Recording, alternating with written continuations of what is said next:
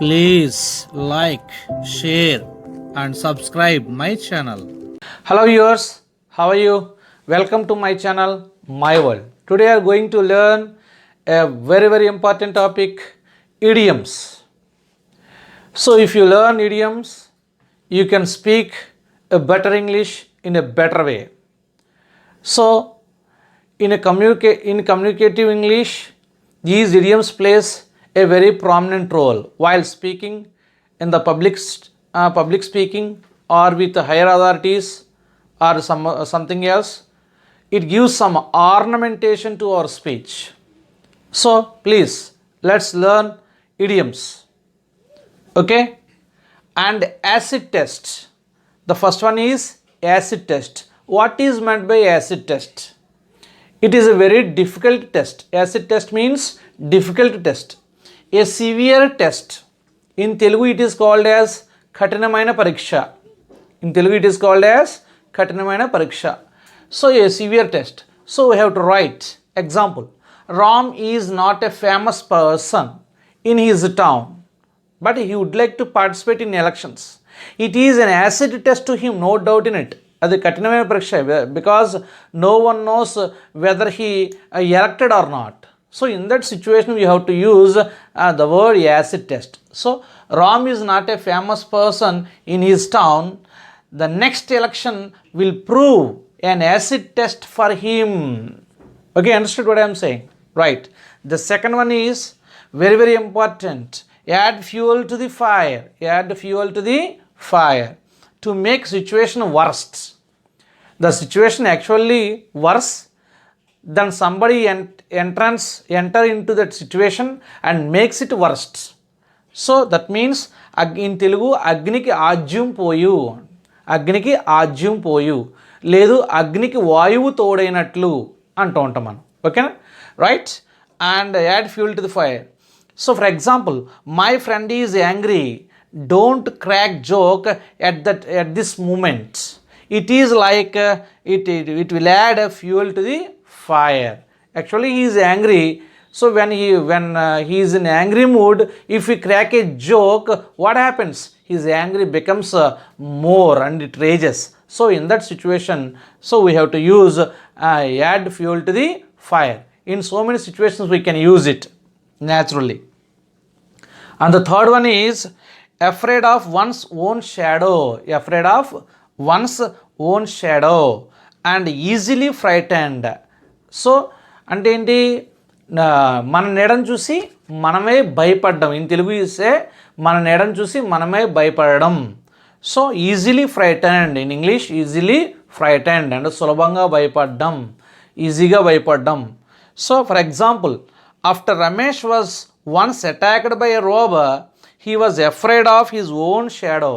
So actually, so we say we are very courageous persons. We feel that. But once attacked by any robbers or any terrorists or any chain snatchers or thieves, somebody else, and definitely we'll see our shadow and we are afraid of it. So in that situation we can use this one. So afraid of one's own shadow.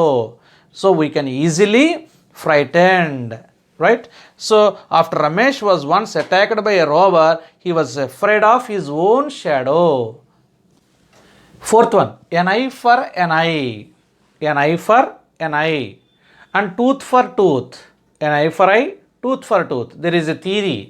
The first law theory is there. So that means when we use it an idiomatic expression, it means act of revenge. పగ సాధించు. In Telugu it is called as పగ సాధించు.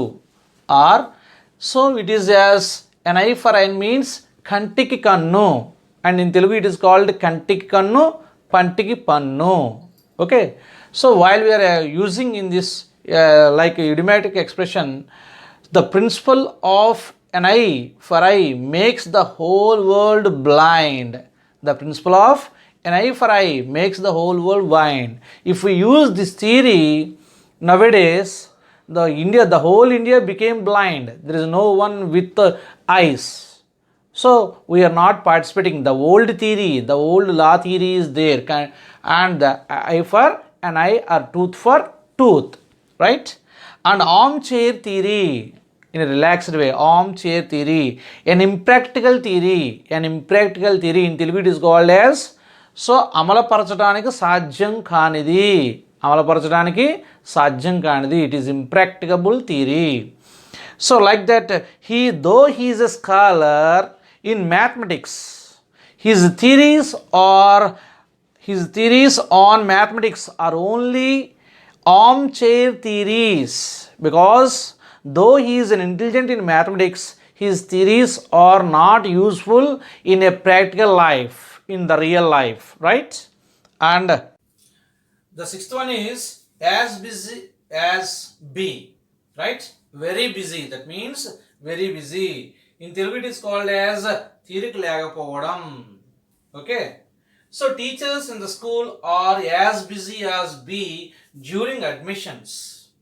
So actually in the month of June or July, all the teachers are working very hard, and they forgot their drinking water and taking meals and all these things. They are involved in that work, and they're working like bees.